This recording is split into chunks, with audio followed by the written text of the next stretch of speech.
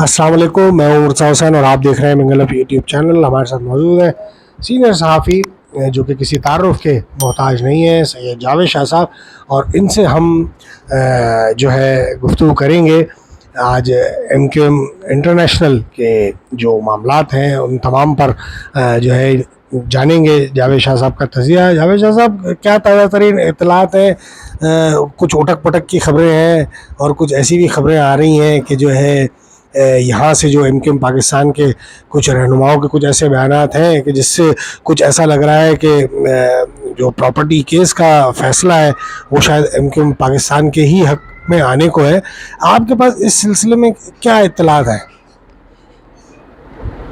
اصل میں پاکستان کی جو ایم کیو ایم ہے وہ تو اپنی تنظیمی مراحل طے کر رہی ہے تیزی سے، یہ میں نے آپ کو بتایا۔ جی جی یہ تنظیمی مراحل ان کے طے ہو رہے ہیں، یہ اپنے تنظیمی معاملات میں لگے ہوئے ہیں، اور ہم نے اپنے ویلاگ میں بھی کہا تھا کہ لنڈن پراپرٹی کا جو فیصلہ ہے بہرحال لگتا ہمیں یہی ہے کہ وہ ایم کیو ایم پاکستان کے ہی فیور میں آئے گا۔ جی جی یہاں کچھ رہنماؤں کے بھی اسی طرح کے بیانات، کچھ تاثرات اور جو کچھ بیانات ہیں جو انہوں نے اپنا جو ہے لوگوں سے کچھ گفتگو کے دوران جو ظاہر کیا، ان کا کہنا یہی ہے۔ اس طرح کی گفتگو کچھ جو ہے منظر عام پر آ رہی ہے۔ اصل میں بات دراصل یہ ہے کہ ایک ان کے جو وکیل ہیں برطانیہ میں، انہوں نے یہ کہا تھا الطاف حسین کے سامنے، انہوں نے کہا آپ تو اپنی تنظیم سے ریٹائر ہو چکے ہیں، آپ کے ایسے انہوں نے ریمارکس دیے تھے، کلائی لائٹ کیا نام ہے ان کا۔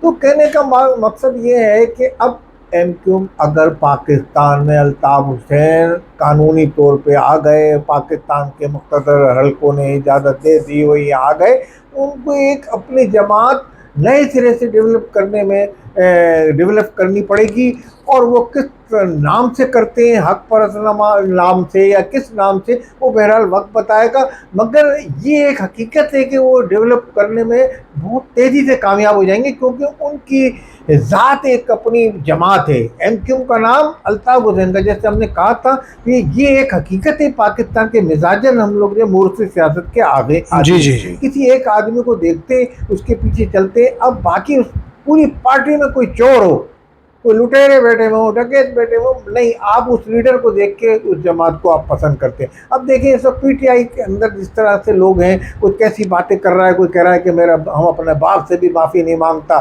کوئی کہتا ہے وہ وزیر اعلیٰ کس طرح کی لینگویج، ایک وزیر اعلیٰ کو زیب نہیں دیتا جیسی باتیں۔ ہاں، اسی طریقے سے ایم کیو ایم کے اندر بھی اچھے برے لوگ آئے، ان میں بھی کرپشن بھی کی، لوٹ مار آگے پیچھے سب نے کی، سب نے بنایا، صرف الطاف حسین کے علاوہ تمام لوگوں نے مال بنایا ایم کیو میں۔ یہ بھی ایک حقیقت ہے، اور یہ ڈھکی چھپی اب نہیں رہی باتیں۔ اچھا جاوید صاحب، آپ کیا مستقبل میں کوئی ایسا منظرنامہ بنتے ہوئے دیکھ رہے ہیں جو ابھی الیکشن سے کچھ روز پہلے منظرنامہ تقریباً بن گیا تھا اور ایک دم اس کے اوپر کوئی بریکیں لگا دی گئیں کہ الطاف حسین صاحب کا اور آفاق احمد صاحب کا ملاپ ہوتے ہوئے آپ کہیں دیکھ رہے ہیں؟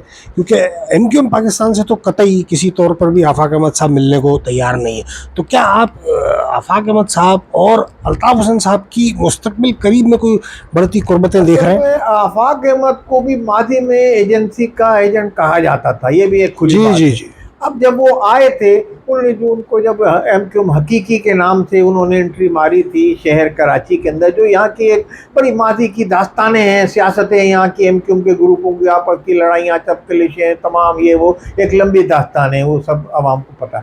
اب آہستہ سے یہ چھاپ ان پہ سے مٹتی جا رہی ہے آفاق احمد سے۔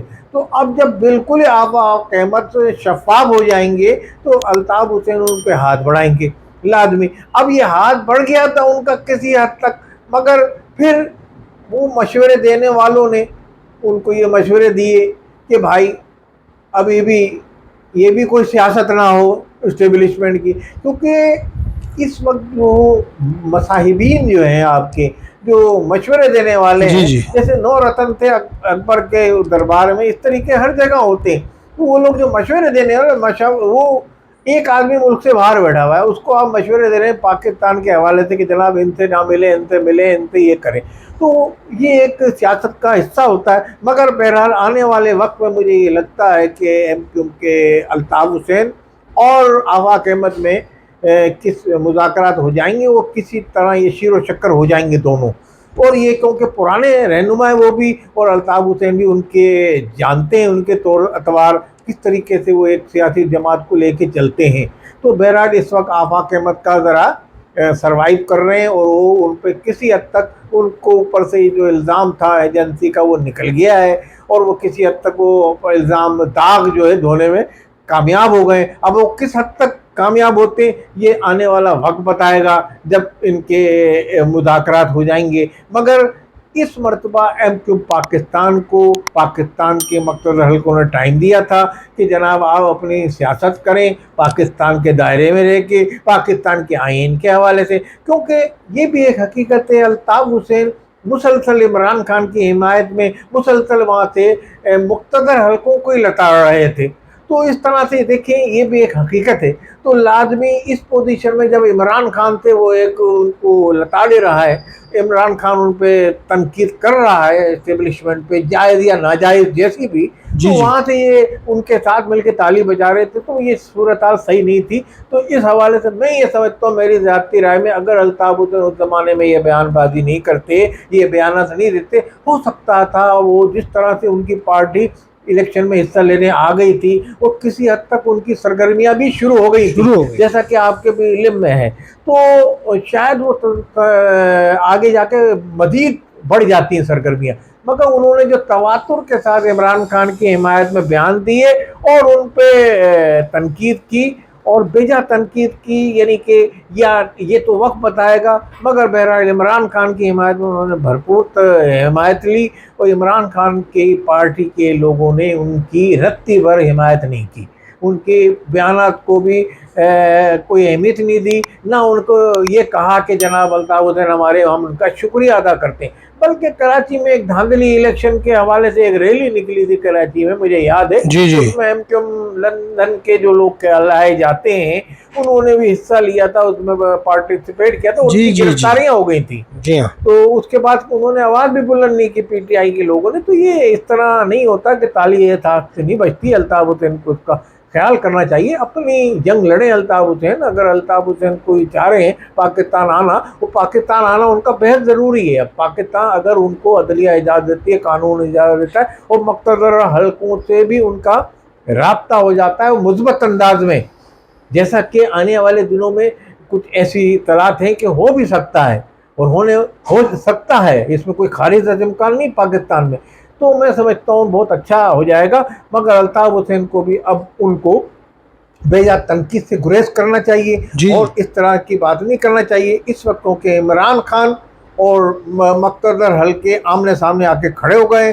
وہ 9 مئی کے لوگوں کو ہر صورت میں پاک آرمی جو ہے سزا دلوانا چاہتی ہے. جنہوں نے ان کی تنصیبات پہ حملہ کیا جنہوں نے شہداء کے اسٹیچو شہداء کی یادگاروں کو نظر آتش کیا توڑ پھوڑ کیا وہ ان تمام عناصر کو سزا دلوانا چاہتی ہے. اور پاکستان میں اگر ان کو یہ سزا نہیں ملی تو یہ ٹینشن مزید بڑھے گی.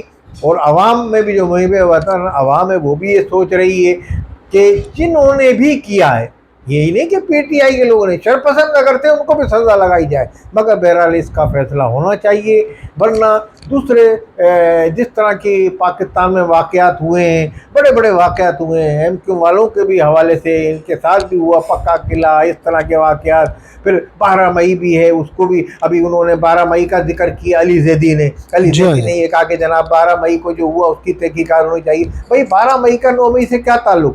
12 مئی کا تو یہاں ایک احتجاج ہو گیا تھا اس میں جھگڑا ہو گیا دو فریقوں میں یا جیسا بھی ہوا پولیس تصادم ہو گیا. 12 مئی میں تو ایسا کوئی تھا یہاں تو باقاعدہ آپ نے اعلان کر کے کہا جسے فوجی تنصیبات کو نقصان فوجی تنصیبات کو تو کسی نے نقصان نہیں پہنچایا تھا. آپس میں یہاں لڑتے رہتے جیسے عوام یا سیاسی پارٹیاں لڑتی ہیں وہ بھی ایک طرح کا ہوا. ہم اس کی بھی مذمت کرتے ہیں کہ یہ وہ بھی بے گناہ جانوں کا نقصان ہوا اس میں. مگر یہاں جو ہے یہاں تو بے گناہ جانوں کے علاوہ پاکستان کے شہداء جن کو ہم بچپن سے دیکھتے آ رہے ہیں ان کے خراج تحسین نشان حیدر کے جن کو ملے تھے ان کو توڑا گیا. یہ کون لوگ تھے. تو یہ واقعات تو کبھی بھی نہیں ہوئے. یہ علی زیدی نے اس کی جو مماثلت کرنے کی کوشش کی میں سمجھتا ہوں قابل مذمت ہے ان کی یہ بیان کہ ان کو ایسی بات کہنی پڑی. انہوں نے ایسی بات کہی کس تناظر میں جب کہ ایم کیو کے قائد ان کی حمایت کر رہے تھے اور عمران خان کی. भरपूर हिमायत कर रहे थे। उनको तो ये जी। नोट करना चाहिए था। अली जैदी का बड़ा अफसोस हुआ इस बयान पे कि उन्होंने जो बयान दिया, तो हम इसकी मजम्मत करते हैं इस हवाले से भी।